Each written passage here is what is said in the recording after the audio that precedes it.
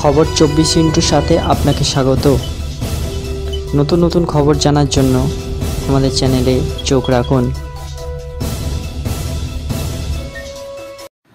নমস্কার দর্শক বন্ধুরা, স্বাগত আমাদের এই চ্যানেলে। টলিউডের স্বর্ণযুগের ইতিহাস বলতে যে অধ্যায়গুলোর কথা সবার আগে মাথায় আসে তার মধ্যে অন্যতম হল উত্তম সুচিত্রা যুগ। একের পর এক ছবি হিট, দর্শকদের মনে রাতারাতি জায়গা করে নিয়েছেন কৃষ্ণেন্দু এবং রীনা ব্রাউন। উত্তম কুমারের সঙ্গে সুচিত্রা সেনের পর্দার জুটি দর্শকেরা তাড়িয়ে তাড়িয়ে উপভোগ করতেন, কিন্তু পর্দার বাইরে, পর্দার পেছনে তাদের সম্পর্কের সমীকরণ কেমন জানার কৌতূহল ছিল কম বেশি সকলের মনে।